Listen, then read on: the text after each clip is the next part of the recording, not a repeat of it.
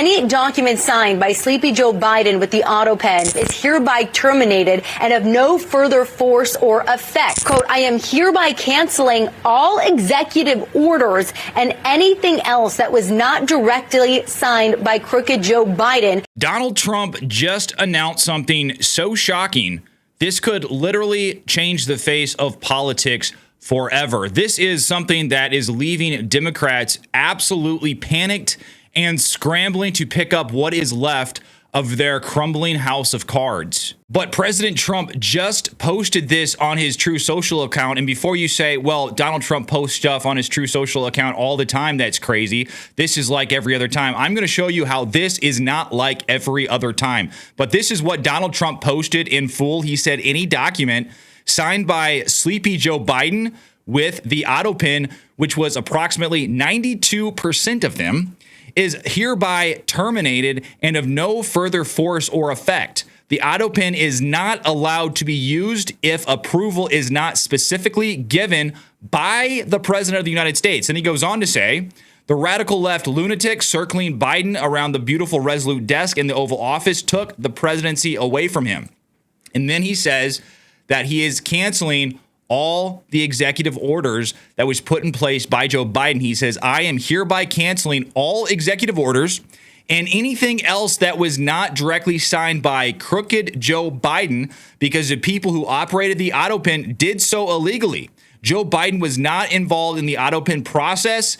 If he says he was, he will be brought up on charges of perjury. Thank you for your attention to this matter. But this is not something that Donald Trump is just posting out into the void. This is not one of his random posts. This is something that's actually being backed up by the House Oversight Committee. Check this out. This is Representative James Comer. He is the chair, so basically the head of the House Oversight Committee. And he actually retweeted this post on X. And he said this, I applaud President Trump for deeming President Biden's auto pen actions null and void.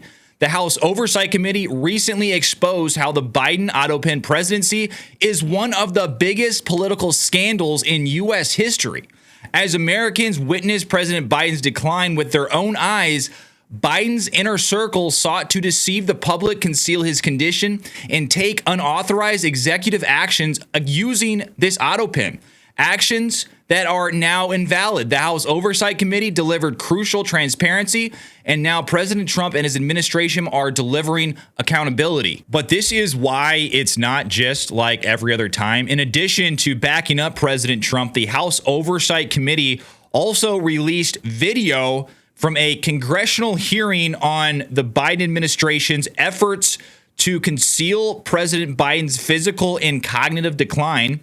And in this video, it features former White House officials, like here you see Jeffrey Zients.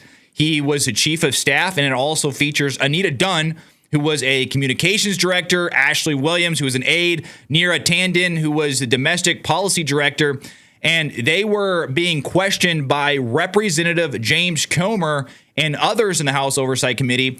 And the interesting thing here is that the hearing shows that the Biden administration was more of a production rather than a genuine presidency. With at one point, they brought in Steven Spielberg. But this was something that was known by the Biden administration and everyone who was inside the Biden administration. Here, Jeffrey Zients, the former White House chief of staff, testifies about a donor calling after a fundraiser, and this donor was concerned over the fact that Biden was using a teleprompter in a small setting. Remember, Biden was using a teleprompter everywhere, and this caught the eye or caught the attention of donors, and they were very concerned. Take a listen to this. If the president actually was okay, he was doing okay. Yes, I can remember like a donor. I can't even remember which donor. I can remember getting a call after one of his fundraisers. I can't place who it was, but I took the call, and that person was concerned. What were they concerned about? I think he had not performed particularly well, and they were struck by his use of the teleprompter. in a smaller setting. Keep in mind, this is all building blocks to prove that the Biden administration was well aware that Joe Biden was in no state to sign off on auto pen signatures being used to grant pardons in executive orders. And all of this testimony by his administration shows that they knew. And for them to use the auto pen in place of Joe Biden shows that they were complicit in a cover-up to sign off on things that Biden had no idea he was signing off on, mostly because he was too old. Listen to this. Jeffrey Zients, former White House chief of staff, said Biden's age was the most difficult issue for re-election. Another thing showing that they were concerned about his age and the fact that Biden just could not perform. Listen. Age is the most difficult issue in the context of the re-elect, or one of the most difficult issues. And, his perception at that fundraiser was that he wasn't able to put those perception issues to rest. Very interesting. So he was saying that the age is the most important issue, and in the fundraiser, he couldn't hide it. That's essentially, in other words, what he said. He was getting old, he was getting senile, and he simply could not hide it. But these are things that are not even that shocking. These are things that we already knew. It's just interesting to hear the Biden administration admit to them and the fact that they lied openly to the American public for so long. The shocking stuff is that there were film producers brought in, there were film directors brought in, speech coaches brought in to try to enhance the lies to the American public. The White House chief of staff talks about how he recruited speech coach Michael Sheehan, film director Steven Spielberg, and producer Jeffrey Katzenberg for the State of the Union and debate prep. Take a listen. Oh, yeah. Well, what I meant was, sometimes it'd be fewer events a day. We did have some outsiders at different points in the process. There's a guy named, I think I have it right, Michael Sheehan, who's a speech coach that has worked with President Biden for years. So he would come in towards the end.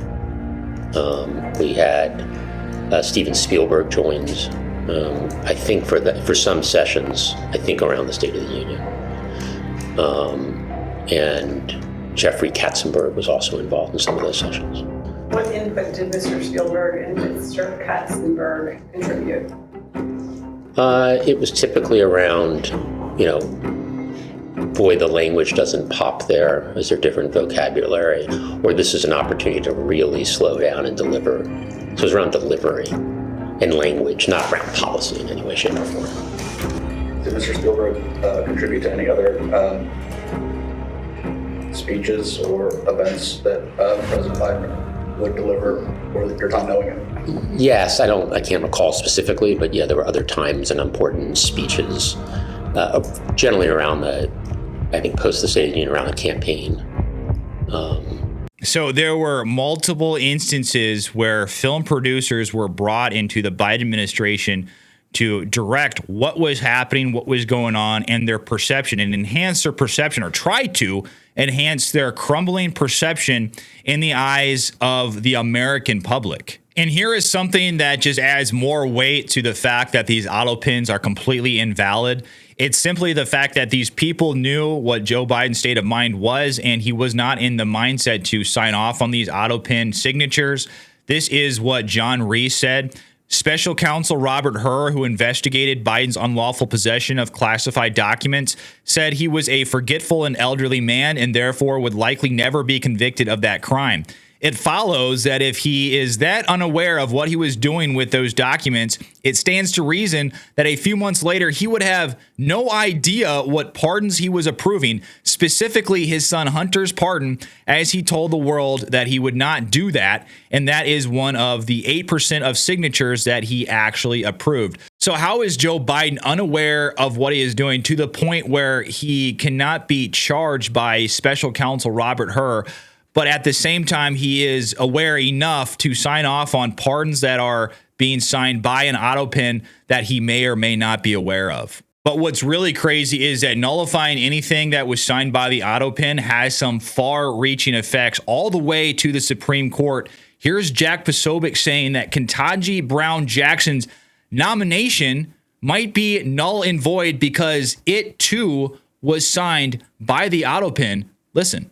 You don't want to send an auto pen hire to the Supreme Court, and that's who she is. Because there's a lot of questions, by the way. I certainly have questions about whether or not her commission itself was legal if the person who, quote unquote, signed the commission was a mental incompetent and it was signed by an auto pen. Because we know that Biden was incompetent, even going back all the way to 2020.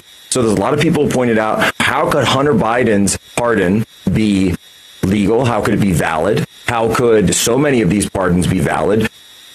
And then you have the one nominee that the Biden administration made to the Supreme Court, Ketanji Brown Jackson. Was she nominated by an auto pen? So he makes a good point. You got to wonder at this point, what exactly about Joe Biden's presidency was real? Is it all a show?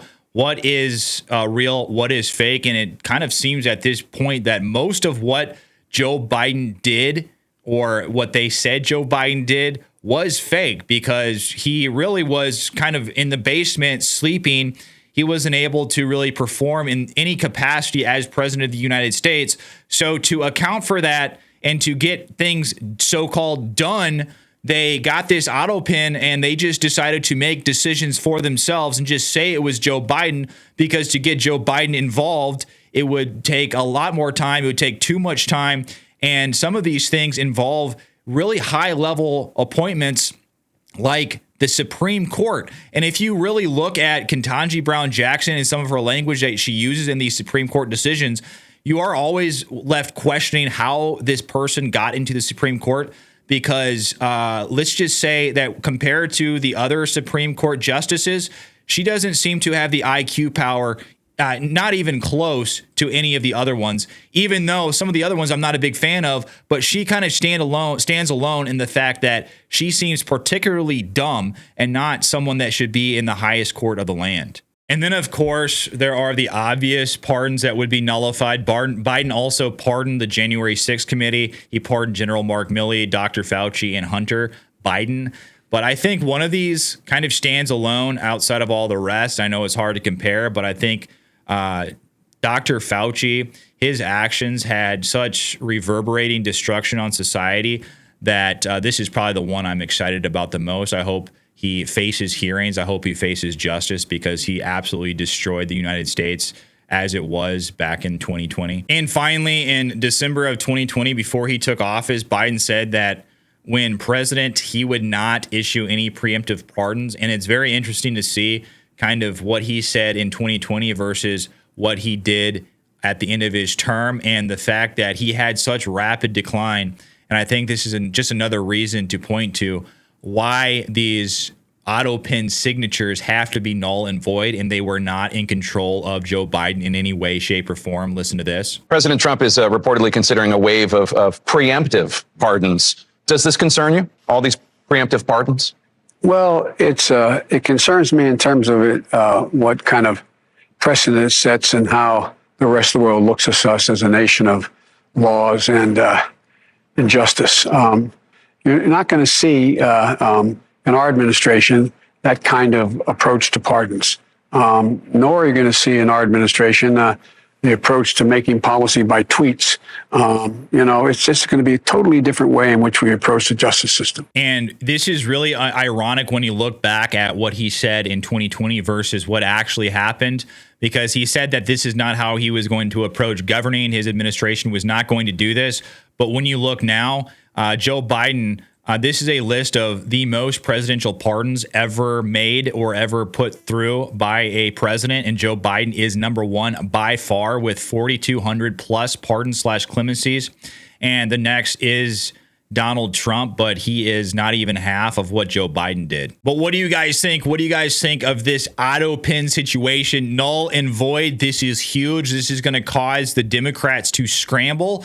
And I think we're going to start seeing some panicking. And when someone's backed up against the corner, things can get very interesting, and I think we're about to see things get very interesting. But what do you think? Let me know what you think down below in the comments. Like and subscribe to my channel. I'd really appreciate it. But until then, I will see you on the next one.